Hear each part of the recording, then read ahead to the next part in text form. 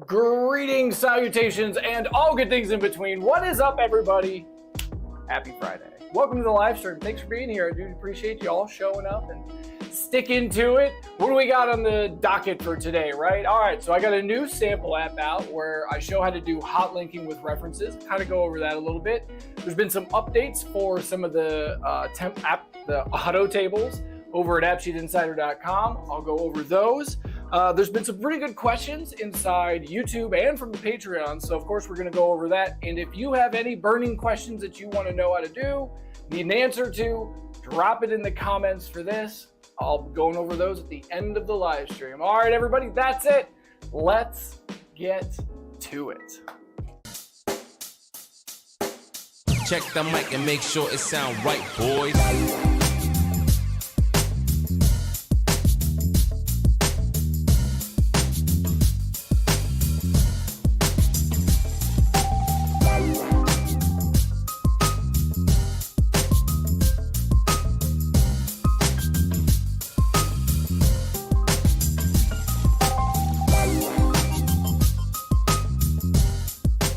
As I alluded to in the intro, I have a new sample app out that I want to talk about really quick. It's hot linking with references. And the link for the sample app should be down in the description below. So if you want to go look at that while I'm talking about it, we can go over it together. Let's dive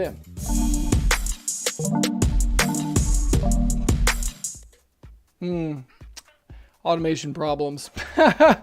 Still having a little technical difficulties with these little cam automation things.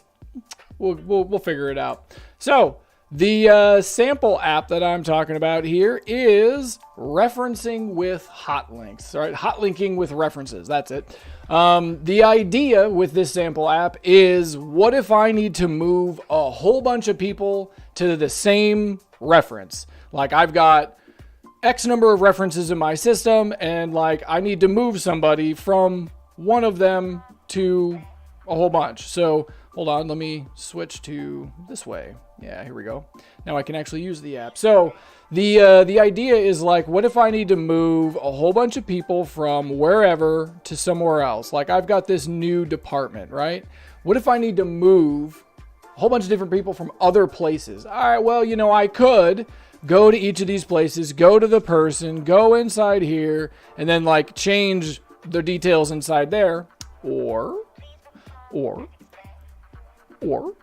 we can create a flag system that allows us to say, cool, this parent, flag it. And then I can go anywhere else and be like, yeah, this person, this person, this person. I can go to engineering, this person, this person, this person. Doesn't matter where I go. So I can click on X number of people, and now they've all been added to my flagged parents. So like we can just follow one of these one for one. So here's Bronson Shrimplin. So if we go back and we look, I just tapped on him. So we should have a Bronson Shrimplin inside here somewhere. We look for him. There it is, Bronson Shrimplin. So that's what this sort of sample app shows you how you can do. It allows you to flag the parent and then quickly move stuff around. This is a really good way if you want to move things or if you want to copy things. Like maybe you want to take the details from this record and move it over to that, right? This gives you the ability to where you can do something and automate. You can create a smooth sort of automated flow for that, where it's like, okay, that's the destination. And then then it kind of turns into like the shopping cart type of interaction flow, you know, where it's like, this is what I want, this is what I want, this is what I want, this is what I want. You know what I mean? It's a pretty good little flow. So check out the sample app when you get a chance. All right, the next thing I want to talk about is I've done a couple of updates to the standard starting template. One of the things that I've done is there is a column there called Creation User. And the basic idea of this is it captures, its previous value was just simply user email. So whenever somebody created a record, this column would grab the email of whoever created it. The the thing that I found over time, right, is now that I'm starting to use automation to create a whole bunch of records, they're not created by a person, they're created by the server. And if they're created by the server, I kind of want to know that. You know what I mean? Because with leaving this just the way that it is, what happens when you do this is, since the email here, it's just grabbing the email of whatever's using the system, right? When an automation uses the system, it uses it from the email of whatever the owner of the app account is, right? So it would always drop the app owner's email into the initial value, which isn't really what I want half the time, because that person may be an actual user in the system and they didn't actually create that record, the server did. So I've updated the formula inside the initial value for creation user to where it now has this guy down here. Oop, that's one right here. Got to get this zoom thing figured out. Whoa, there we go. So if the context of the host is server, it drops server inside there now. Otherwise, it'll grab the email. This way, when the record's created by a server, you can see that it was created by the server. I just found that would be, a little helpful to have, that differentiation between if it was the server or not. Thing to note, if you leave the creation device column inside there, this actually has that very same piece of data. But there's time again where I don't use the creation device column because I really don't care what device created the record. I care who made it. And so this was where I was like, well, I kind of want the best of both worlds. So I just threw the other one in the other one. Anyways, that's that update to the standard starting template. You can get that over at appsheetinsider.com. It's $10.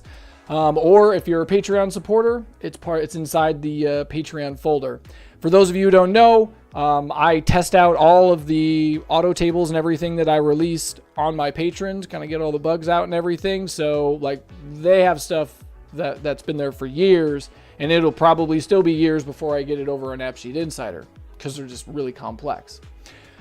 Speaking of complex, one of the other things that I did, one of the other updates this week is I have included guides for the standard starting template. So when you look at the columns that make up the standard starting template, it's got there's 29 columns inside that back section. And there's a crap load of stuff that you can do with that table, with all those metadata things in the back that the reason all of those are there is because as I was working on apps, I ran into little holes or problems and I'd throw them inside that. That way it was always there whenever I needed it the next time, right? So the things that I've included inside this thing, inside the, there we go, get it centered, there we go. There's things that I've included inside the guides, right? So I have a basic rundown of all of the columns. That's pretty, given. I've got a general use. So this is just the standard flow of how I use it. And then I kind of start going into some more helpful-ish sections where I explain what is the page in the header section at the front. What is this change watcher column and what do you do with that? Okay, then I move into these are some of the more advanced uses that you can do with all of the other columns at the end. So there's a data entry efficiency KPI that I track. One of the things that's really helpful to know is how efficient is the data system that we're using. Business managers, business types, all of these, they really want to know, well, we're investing all this money in building this new system, switching over to AppSheet and doing all this stuff. Is it worth it? Is it more efficient? Is it right? And so if you can capture some hard data about this is how long it takes to use the system, you can compare that with something that you got from the previous system, you know what I mean? And there you go. Now you've got hard empirical data where you can say, well, on the previous system, it took us 5 minutes to fill out the data, and now it takes us 20 seconds. You have empirical thing to prove that now. that's one of the columns, some of the columns that I've included inside the standard starting template. And these guides will explain everything that you need to know about how to use it, why it's this way, further things you can do with them, all of that stuff. I'll just go through the rest of these really quick. I got edit windows for quick edits. So that's like, you got the quick edit to where, maybe I have the enum on to close the order, and that exists on the detail view of the order, right? Well, maybe I've got it to where when I close it, it locks everything down. This gives me the ability to have like a little window inside there to where it's not immediately locked down. There's a small time frame that'll let me kind of modify things if I need. There's tips on how to hide columns on the initial record creation. It's pretty easy with some of these columns that we have over there. You've got how to only trigger a bot if a record was created by another bot. Yeah, that could be fun. You get in a lot of really advanced stuff with that. Temporary flags, that kind of touches in on the hot linking, right? In fact, the idea for the hot linking video kind of came when I was building this temporary flags guide. And I was like, oh, this is really good. I should like really point this out. So there's a whole lot of stuff inside this temporary flags thing. There's obviously a way to trigger a bot. That's pretty standard. And a quick update system. They're all relatively straightforward. So those are all over now at AppSheet Insider. If you go and you purchase the standard starting template, you get that and a boatload of these guides included as well. The last thing that I want to talk about is in this section is there is an update to one of the auto tables for my Patreon supporters. If you utilize the quick menu table, I've made an update. One of my patrons pointed out that there was no way to filter things for roles. I'd actually thought that I'd included this a long time ago, and well, no, I didn't. Whoops, my bad. So there's a new section inside the quick menu auto table. If you go check that out, there's just a couple of headers, and then there's really just this one column that I've added, which is approved user roles. The idea being this will automatically create an enum list drop down of all of the roles that you use inside your user table. So then you can come over here and you can select what roles should be approved to see this menu item. The way to get the actual filter to work then is you've got to create a slice in order to get all of that working. So I create a slice that says in index current user's role, this column right here. The idea being there's a list of roles. Is my role inside the list? If it is, I can see that item. So that new functionality is included over there. Check it out. All right, everybody, that's all I got for this little front section. Let's move on to YouTube comments.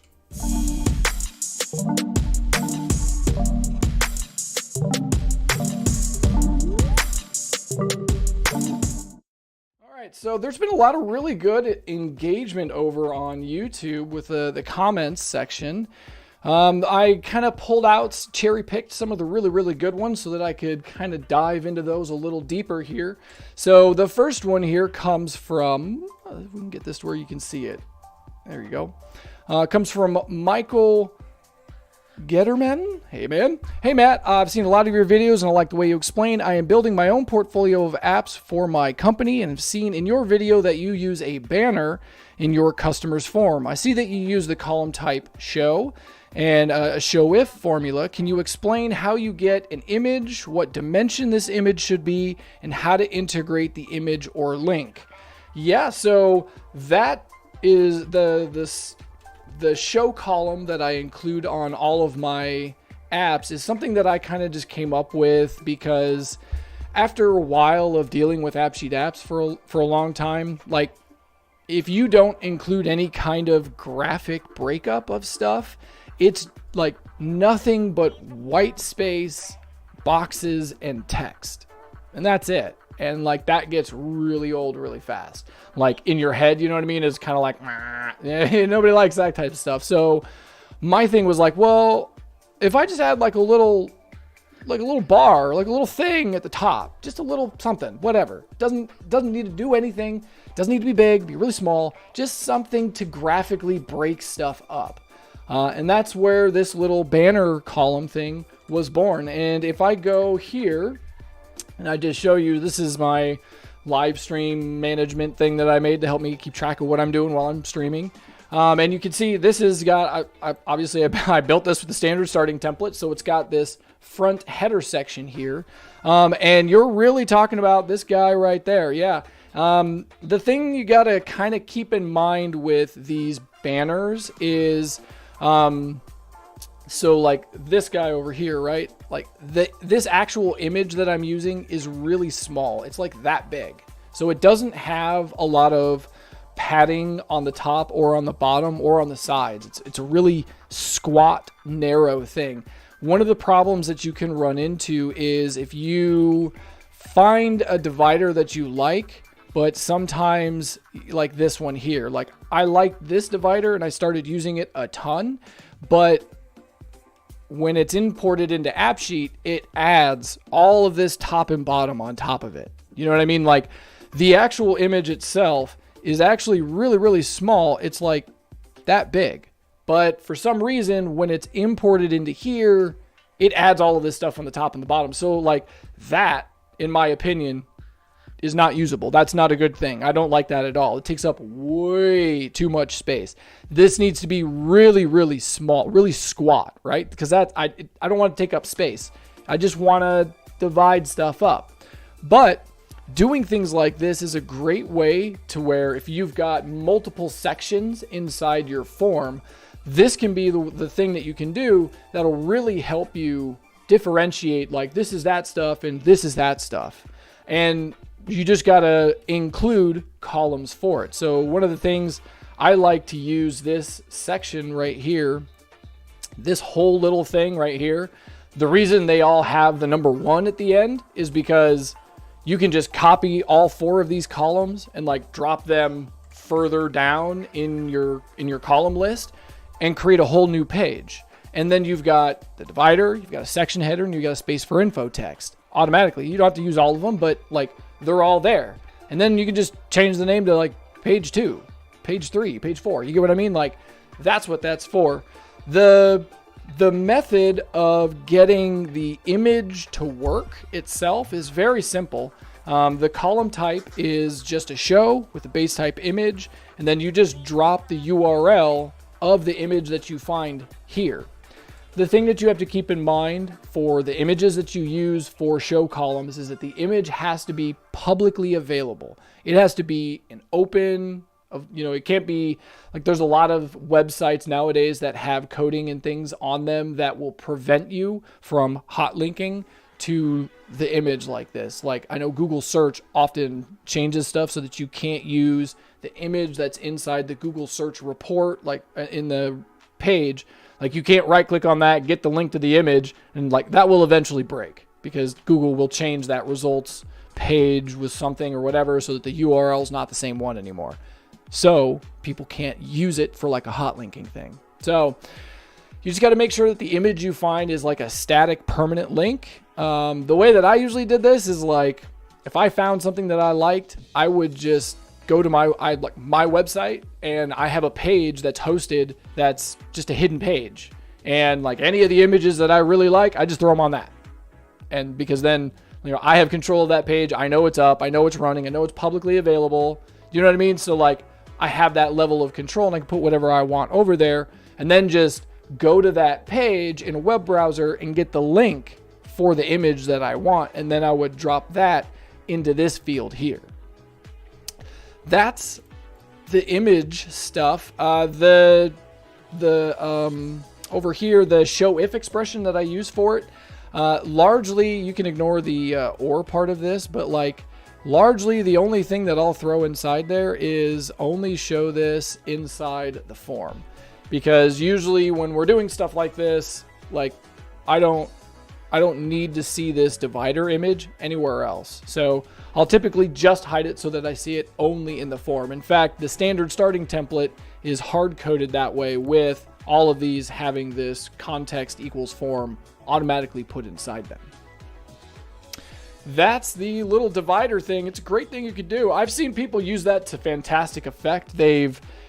Like some people have created an SVG that they then use, because an SVG can be dynamic. I've seen people create a quick chart little image that was really, really small and use that up there as the header.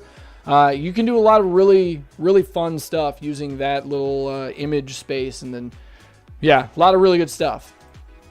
All right, moving on. Number 2, automation tracker is awesome. This comes from Jared, and he says, the automation tracker is awesome. Mate, I agree with you. It was one of those things where I had actually implemented that like a long time ago somewhere else. And I think I did it in, if you look in TT IOTA, either of them on my Patreon thing, like both of those in the invoicing section, they should have the, oh, here we go. I lost my pointer again. There we go. Oh, this little zoom thing, I'll tell you what. But anyways, if you look in TT IOTA, you should probably be able to find this original automation tracker thing. And okay, so it's just hard coded right now to where it just grabs whatever the trigger word is and like records like in the date and the time. That was it. You could change that little formula, the concatenation thing that it's doing. You could change that to do a lot more. I know I've done this in other implementations where we recorded the name of the file, who it was sent to, and the timestamp. And that was all in that automation tracking little square bracket blurb for every time the thing was triggered. That way we could see this file was sent to these people at this time. And then every time that triggered off, we have that record. Super, super helpful, man. The next one comes from display. Yes, he's still fighting with this little automation thing. Comes from Carlos Loli. He says, can I get this? There we go. He says, I was looking into PC versus device views, and I'm wondering, you have on your app, and I was wondering if there was a way to add text formatting the way you did on the onboarding short blurb 2 column, but not using a sheet. I want to be able to concatenate formulas together in the editor and be able to do like a paragraph or something of this nature. Totally. This is something that I do very often. I generally will throw this, I'll make a physical column space for this, make it a show text, and then inside the content space for that, I'll have a giant concatenate formula where like I'll pull 14 columns together and like do a sum on stuff down there. And I'll do a whole bunch of stuff and make just like a little small section that I can show wherever. I generally try and do it using a show column because then there's no actual value that's stored. So it doesn't it doesn't increase the size of your database. You know what I mean? That's the way that I would do that. You're probably going to find, if you start doing these little summary type things like this, you're probably going to find that these things are really, really helpful because they give you the ability, if you just think about it, like whenever you show somebody a field inside the form, well, that field is that it's got the header above it, and then there's all kinds of padding above it. So it's like what, like a 2 inches, 1 inch, 2.5, 2 inches of space on the screen. Well, you can take 5 of these fields, get rid of them, and put them all inside this one little thing that's like that big. Saves a lot of space. Something I like to try and do, you know what I mean? Moving on to the next one, Orbital Codings says, hi, thanks for the informative video. It's great. It's a great help in learning. You're welcome. I have a query. I couldn't figure out how to take the sum of prices for all the added projects inside the building order. If it's possible, kindly show. And you know, when I saw this, I kind of said to myself, wait, what? There's not a total inside the building order that I made. So like I got this shopping cart app and it doesn't have a total. Yeah, I totally forgot to put the total inside the order. Completely forgot to integrate that. So let's go over that really quick. I'm going to make an official video on how to do this, but just real quick, I'll run through how to do this. So I've got my shopping cart app here, right? And so if I go to my order table, and if we look down here towards the bottom, we can see that we've got this related order details. So that is all of the things that we've made. And the thing to keep in mind with these virtual columns down here that are like these related, these like ref rows things over here, don't think about it like it's just a single value. Think about it like it's the record itself. Like that list is technically a list of the IDs of those records. Like that's actually what's stored there. Yeah, fair enough. But don't think about it like that. Think about it more in the sense of these are literally all those records. So every piece of data that's in those columns for those records is inside that list. Like that one little thing is all of that. So all of the lists that you got down there, the total quantity, the total price, like all of those columns, they're all in that list. You just got to get in there and get it, right? That's where the list dereference thing comes into play. So what do? Create a new virtual column, call it something else later, name it later. Come down here and add in your related whatever you call it, right? And then we're going to do a list dereference. So we need to go get the name of our column. I'll do it on the Data Explorer. So what we're really trying to say is go to these columns, go to these, and I want to know the total of all of these. So I'm going to insert that.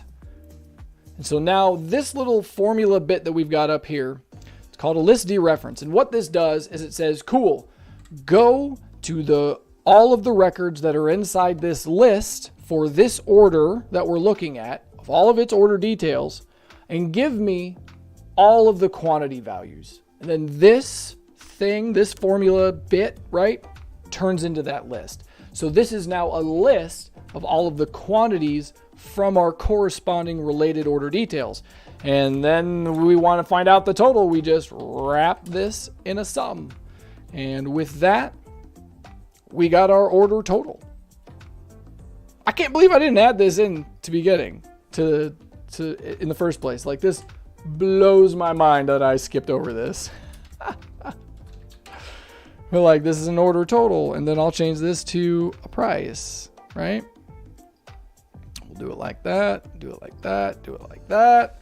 And when this comes back, we should have a new thing. If we go and look at my building order, here's my order total. Booyah. And like I'll move that to the top of this detail page. I'll come over here, find it in my list, and like we'll put it all the way at the top. Why not? All right.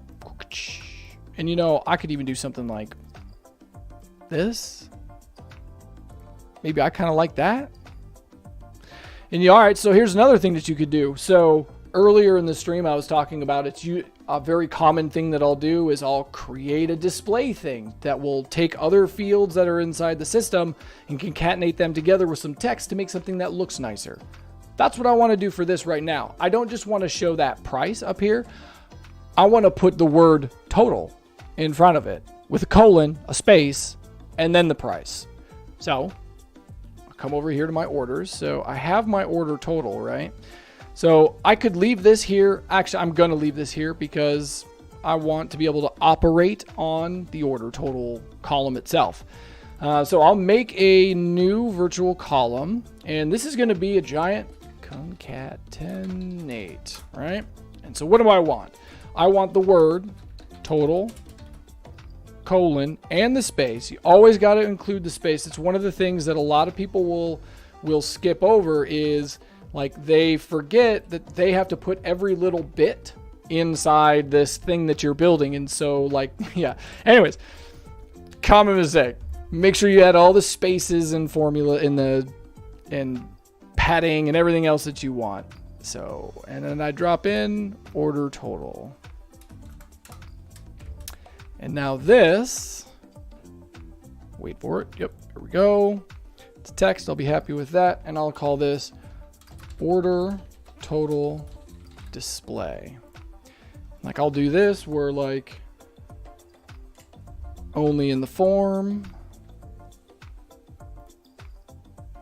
And we can show that one there. Or no, not in the form. Sorry. Not in the form. That one. Yep. If I save this so it propagates.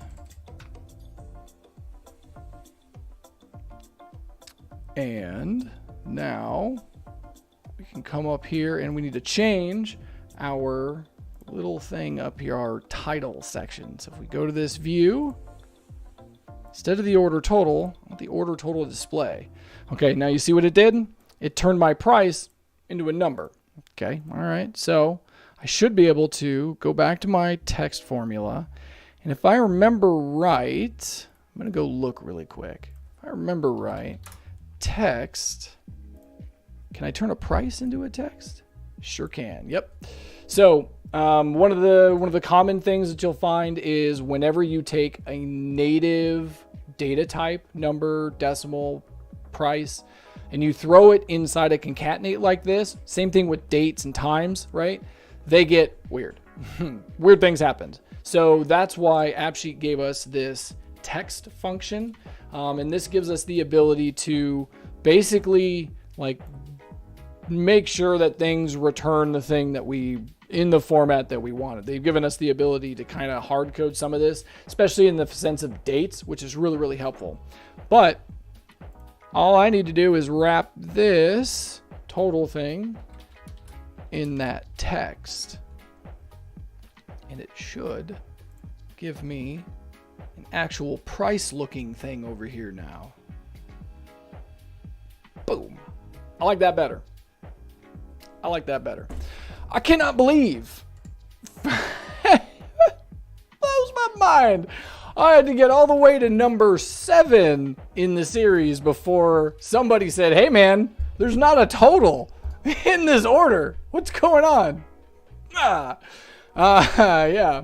The official build video that I'm going to release for this, the thing that I'll actually do is I'm going to include the ability to put a discount on your total. So you'll have like a subtotal, then you'll have a discount space, you'll have a label for your discount space, and then the grand poobah total.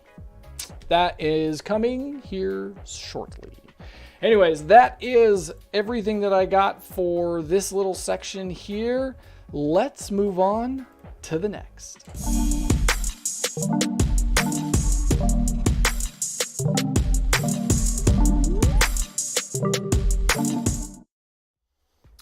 To be honest with you, not very much in AppSheet news this week. It's been pretty calm, but there have been a couple of things. If you use the Apogee data source, you can now send custom headers when you're sending a request to Apogee, when using the API key authorization type. So if that applies to you, happy days, you can now send custom headers, which means, you can parameterize some stuff. That has been deployed to everybody. The other thing that for the weekly rundown here is there was a bug fix. So if you were utilizing the new desktop experience, you may have noticed that if you grouped your list, if you had an enum list and you grouped by that, right? You grouped by the list, it would cause an error. You'd see, let's see, can I get the, yeah, it would cause this little error. That guy. It would cause this little error right here where you'd see this little weird thing. That has been smoothed over. They've fixed that, thankfully. So now you can continue to group by a list. Happy days. That's all that's all for AppSheet news, man. Nothing really happened this week. Whatever. All right, let's move on to the next one, shall we?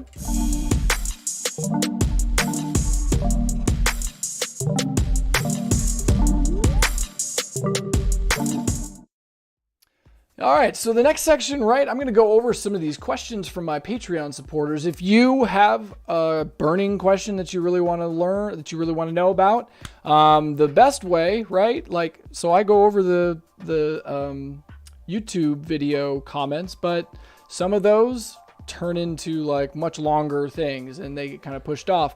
If you have a burning question that you would really like to see something answered, but it's not like I need the answer now, join my Patreon, submit your question over there, and I'll get it in the video here. First one comes from Glenn Missif. He asks about version controls, and so I'm gonna make this a little bigger for y'all. There we go. He says, "Hi Matt, I know you asked for topics to discuss. I can't find anything about version control or upgrading apps. I know it's available for Enterprise, but not Core or Starter. Is it worth upgrading to Enterprise? I have no idea what the additional cost is." All right, so you'll be happy to know that upgrading your app is not restricted to just the Core. So if I go to my app here and I go down to the Manage tab over here, and you go to versions, right? So this is where you can see the various different version controls that you've got. So version history, right, is here for like if you make a mistake and you want to undo something, you can go back to your version history, and you know this stores, I think the default is a week still. So like you can come back here and like way back when, but like any changes that you've made, you can come back here and undo them. Like that's one of the things. You shouldn't have fear of breaking your app because you can always undo it. That's the version history. The app upgrade, this is available to Core users. I think Starter licenses can use this too. But the idea is like you can create a copy of the app that you're using, like branch it off to a new one. And then in that app, you can like do all your updates and this, that, and whatever. Cause then you can like break it, and you know, as long as you're not changing the data source, like if they share a data source, like you can't add columns to this app. If people are using it, you got to make sure that you know, smoothly do that. But generally the idea is I could split off a copy, work on this development version of things, get this to where I want it. And then when I'm finally happy with things, I can come back to this version history thing, drop the ID of this development version inside this little space for my major app, my main production app, the one that people are actually using. And then it just kind of like your production app literally becomes like a carbon copy of your development app. This is a really, really good way to control, like if you know that you're going to be doing things in the app and it's going to break it and you still need people to use it, this is a great way that you can kind of manage that sort of thing. You do need to make sure that you don't modify the data source. Like you can't add columns, you can't remove columns, you can't move columns. If you do, you need to make sure that you conform the other app so that it at least is on the same page. Like you don't have to go through and set everything up 100% in the old app because you're just gonna, you know, wipe that away with the new version anyways. But if you like change the columns or whatever, you do have to make sure that that app is aware of what's going on, because if you just leave it, it's gonna break. Like, and for me, like that's as easy as I just go to find a nice time when I can add these tables and columns or whatever, and then like literally I'll do this in like a 5-10 minute window. Like I just go to the old app, add the new, like regenerate whatever tables I need, go to those new columns and hide them. Done. Like don't do anything to them, just hide them. You just got to get the columns in the system so that it's fine, so that the tables are the same, right? And then people can keep working on it and you're good to go. There's also a toggle inside there to where you can set this to a new major version. That's pretty helpful. That's like, you know, your app version is like 1 point whatever whatnot. This makes it 2 point whatever whatnot. Pretty helpful. The other thing inside here, yeah, Mr. Train. The other thing inside here is the stable version. Now, the stable version is restricted to the enterprise plan.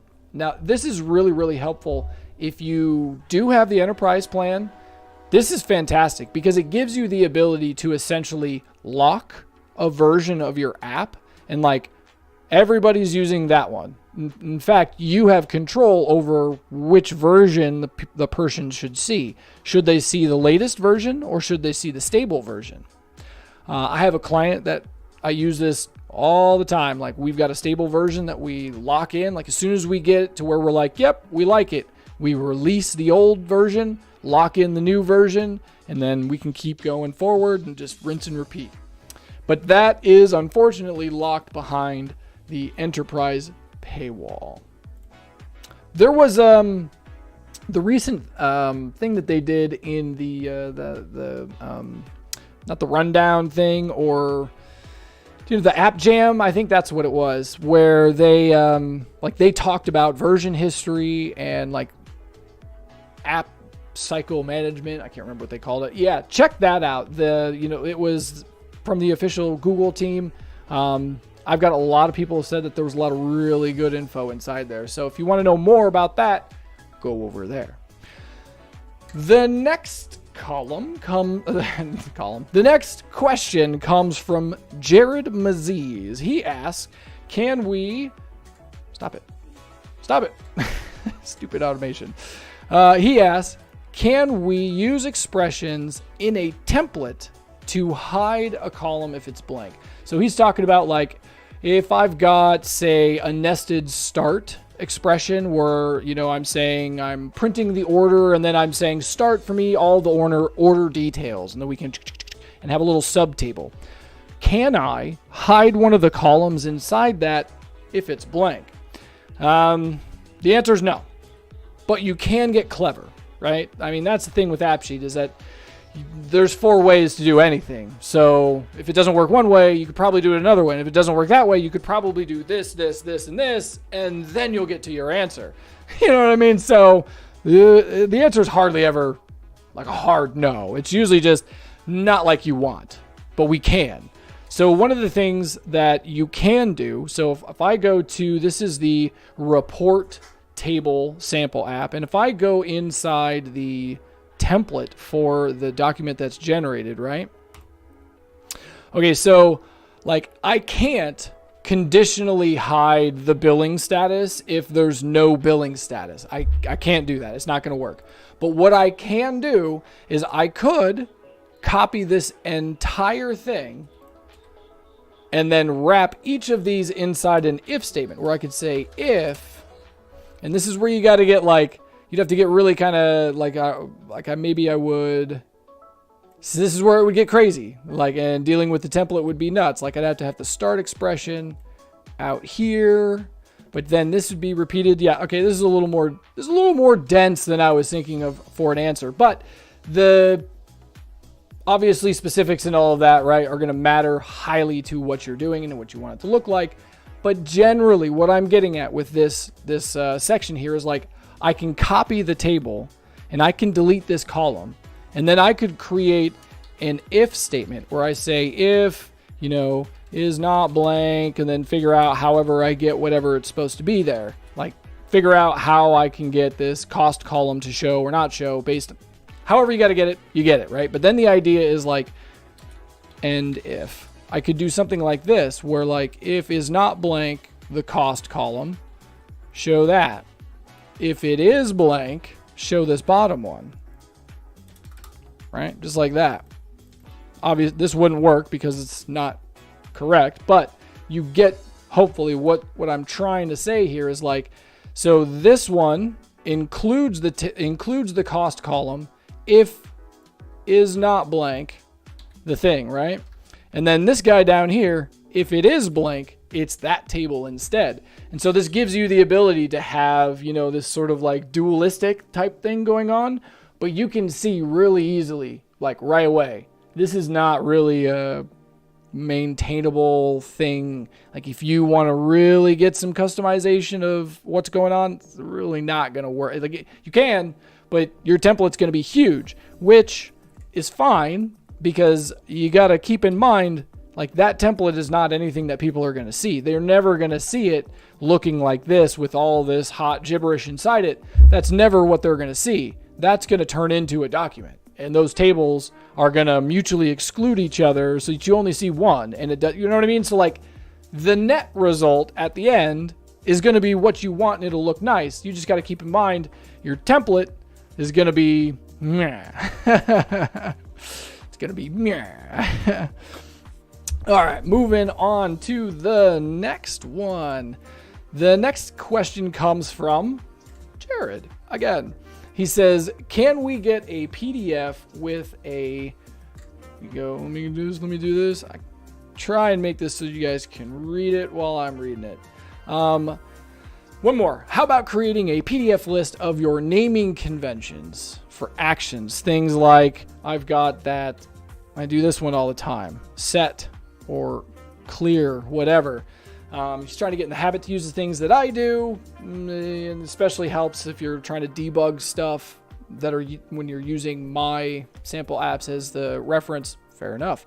I don't, but when you asked for this, it made me sit down and think about it and be like, yeah, I kind of vacillate on some of these. Like, I don't really have a standard thing that I do. I kind of do some of them, but it kind of changes. So I've been going through all of my apps and kind of like looking and seeing what I do. And I'm putting together a PDF document that I'll release here at some point that will have all of my little naming conventions things. Because there are some things that I've kind of come up with over the years, not just like action group type stuff, but like there's things you could do in formatting rules that makes it easier over there, because it can get kind of like actions where there's just a sea of stuff and it's kind of hard to tell what's what. I've got some rules. I've got some guidelines for like tables and tables, slices, and column names. So I'm like encapsulating all of that into a nice little handout, a nice little PDF thing. And I will get that out to you guys in the coming weeks. This next one comes from Bolognese. He asked, hello, Matt. I would like to understand if you can create a UX experience that shows all the data on 3 linked tables, parent, child, and grandchild. He says, at the moment, I can see the children as a nested table on the parent and the grandchild as a nested table on the children. How can I get the grandchildren to show on the parent as a nested table? All right, few ways. The easiest way to do this and the most efficient way, right, is just include another reference column on your grandchildren.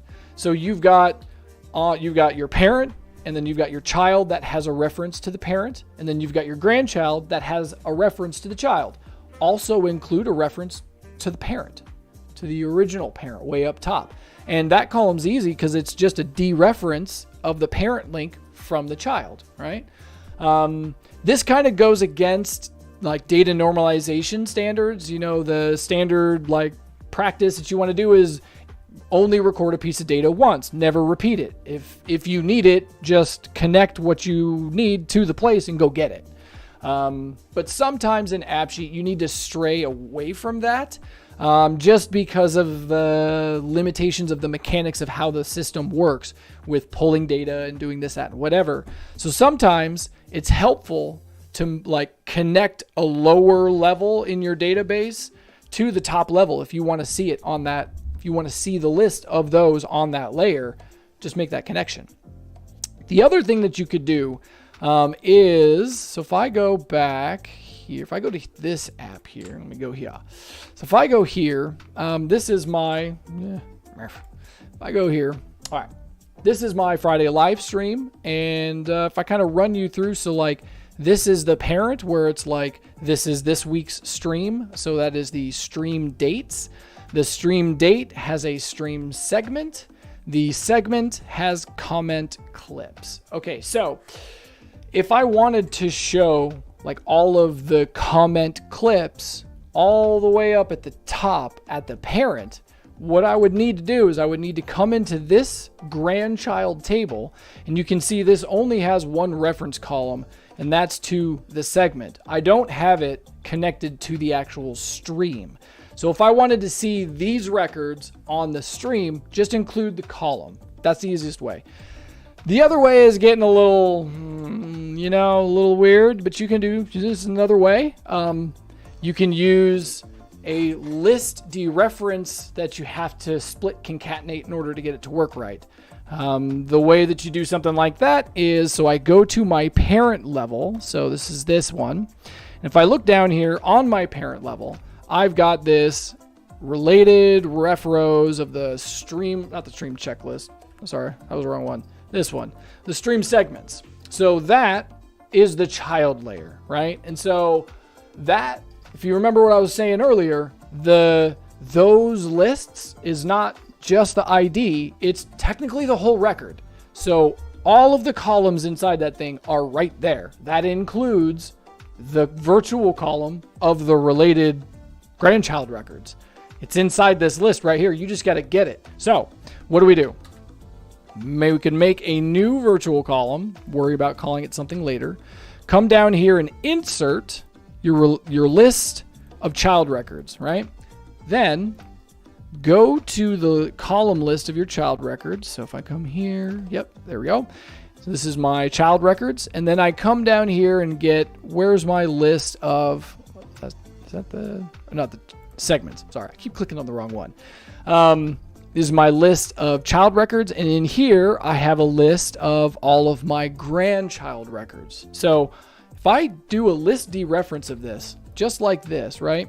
Okay, this technically won't work. This is a list of lists, and that is a highly technical, off in the weeds thing. That's a problem. And whenever you come into a list of lists, what you have to do is you have to reformulate the list, right? So this is where you wrap it in a split concatenate.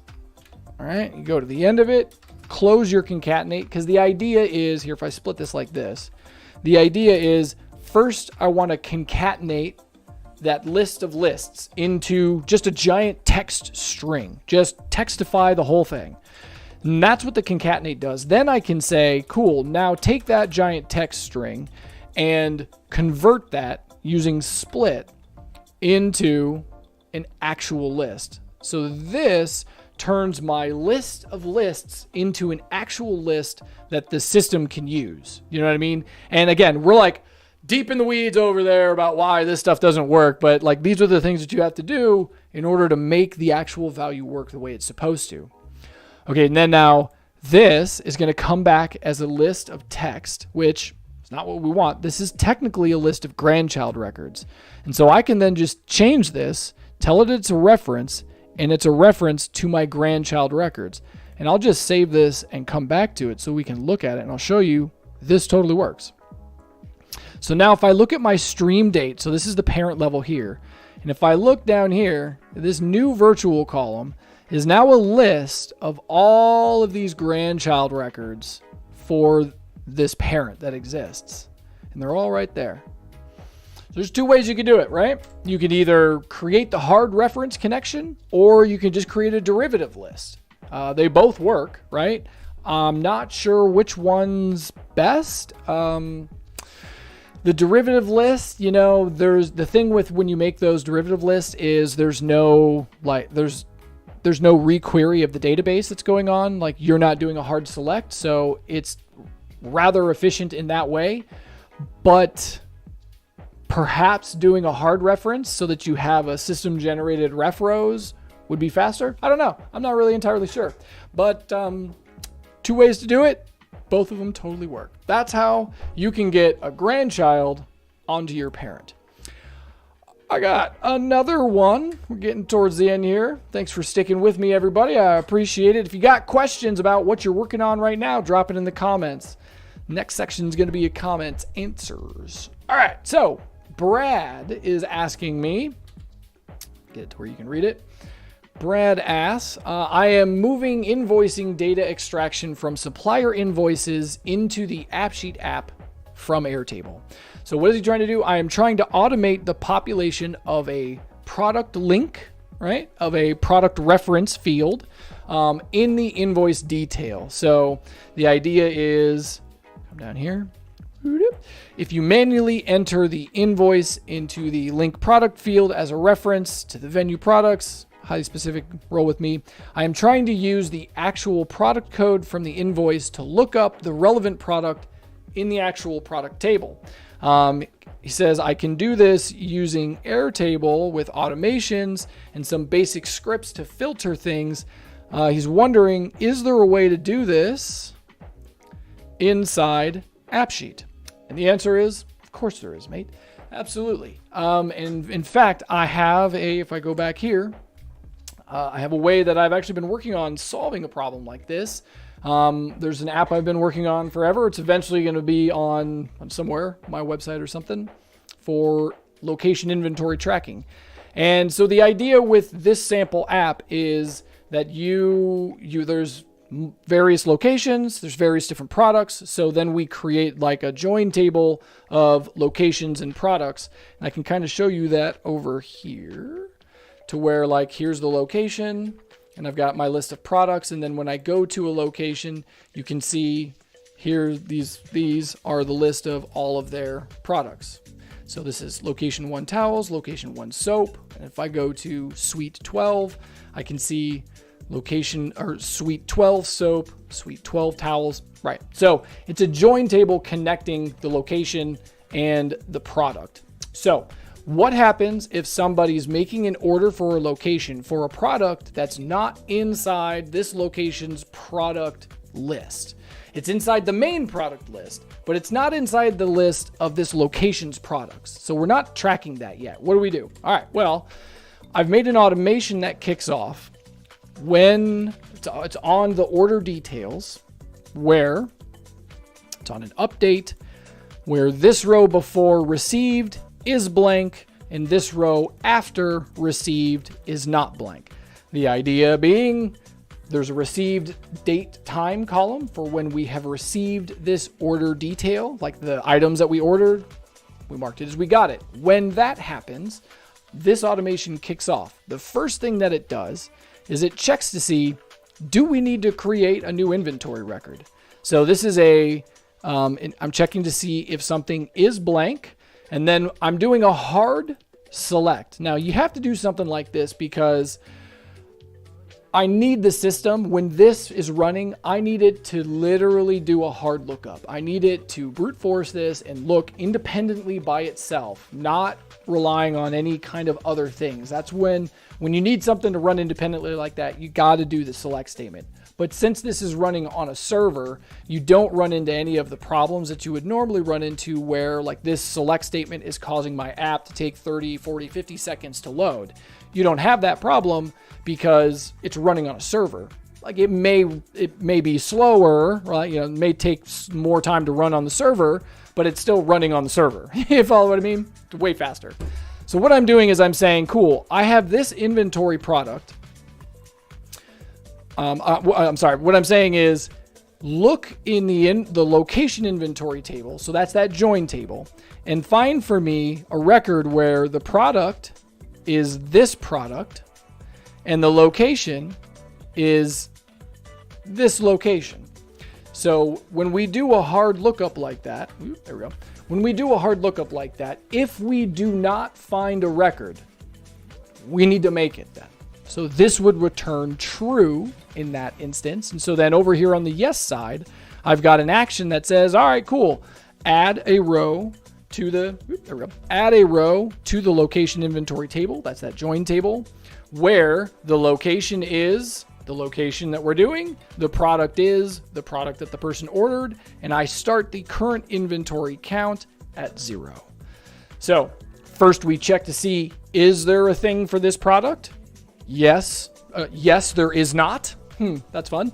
If there's not, create it. Then the very next thing we do is we reference connect the order detail to that record that I just made.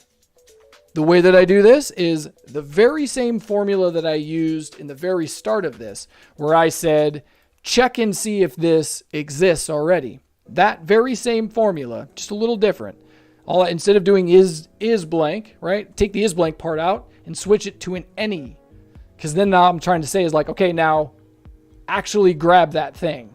So this goes into the database, looks up what needs to be what we need, grabs the actual value and sets that into the link, into the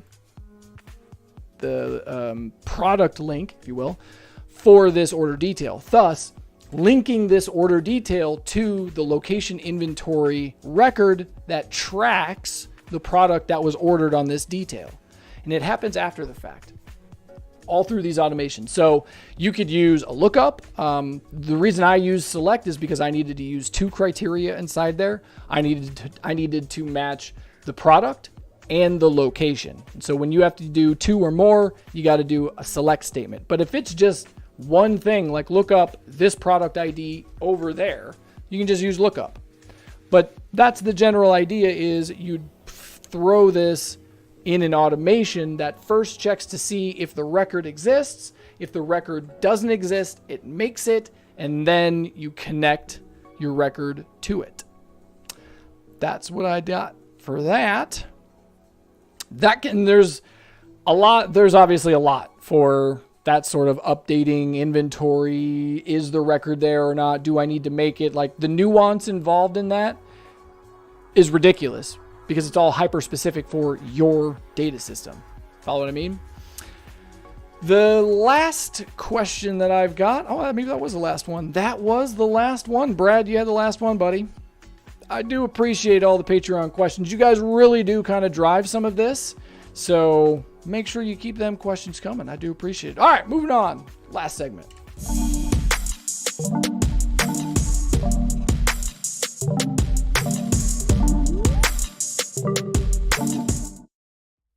What's up? Let's do a little chat. So if I come over here, we look, I see Hamlet's in the house, Ramen's in the house, Diago's in the house. What is up, everyone? Thanks for watching. Thanks for sticking around. I do appreciate it. I see nobody's got any questions. Really? No questions. All right. Fair enough, man. Well then, yeah, we're here at the top of the hour. I generally try and steer these live streams so that they stay within an hour's time. So that was that. Well, I appreciate everybody stopping by. You know, I really do appreciate all the support, all of the comments that everybody leaves on my videos. You know, the engagement really, really does help drive the channel forward. You guys are fantastic. Bolognese is in the house. What's up, buddy? You making about, okay, Hamlet got something. You mentioned about making custom SVG. Yeah, so an SVG is an image type where it's literally built by code. Like, if you go and you look at an SVG, like, you can open it in a text editor, and it's not like when you would open like a regular image. If you do that, it's just like a bunch of like hot mess code stuff inside there. It doesn't make any sense. An SVG is actually like code stuff that makes sense inside there, and it's literally like a way to draw using code, using text. Like, you say, cool, I want an image that's this by this, and I want a white background, and then I want a white circle that's got a diameter of this, that's anchored at pixel whatever whatnot, and then I want a line, and then I want some text, and I want this, and I want that. And like, because it's all controlled through code, you can parameterize all of that. It's the same sort of methodology that you get with, like, if you're going to use Quick Chart. Like, it's the same kind of thing, right? Where it's just all of this code, and like in the code, there is literally a space that is the number that's being shown over in the thing. And so all you can do is like, okay, just take that number and like, I'm going to make that a column instead, and then make the whole thing a giant concatenate. I have plans on making a video on how to do Quick Chart integrations. There's so much you can do with Quick Chart. SVGs are a little more straightforward, and they don't require the external service. So like, Quick Chart is an external service that's running, whereas an SVG, if I remember right, I'm going to do a little more research on this now, but if I remember right, like, the SVG is just like a native like JavaScript rendering type thing.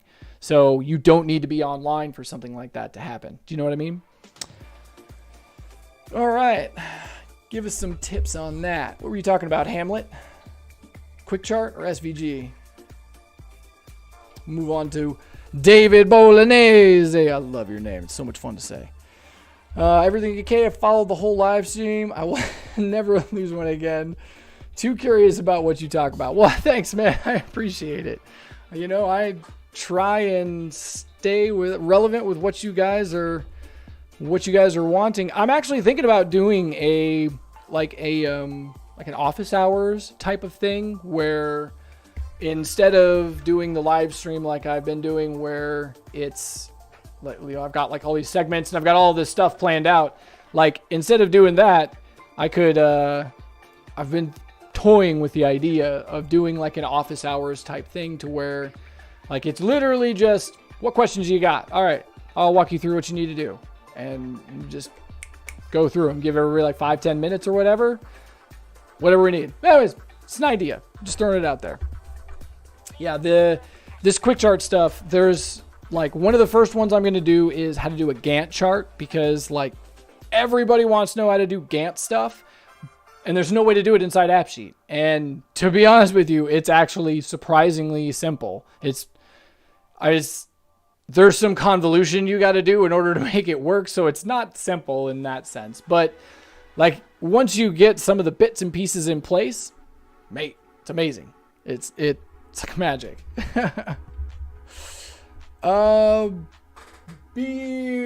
Biraki TV says, we have an application with sales and orders. How can you, by adding a product, remove one from the same product in another table order? I imagine it's some kind of action, but I haven't found that out yet. Okay, so no, this is perfect. So I was just talking about, he moved the live stream off the screen. There we go. Not that one. This one. There we go. I was just going over the location inventory app here. And with this guy, this actually has that inventory update type system going on. So on the order details, when we mark the order detail as received, the first thing we do is check to see, do we need to make the tracking record? If we do, we make it. Then we connect this to that thing. All right. The last bit in the chain is update the inventory count. And so this is where I'm saying, cool, run an action on a set of rows, run to the location inventory table, that location inventory parent reference, that record that I either just made or the one that I just connected this record to, list that one, and then run this recalculate action.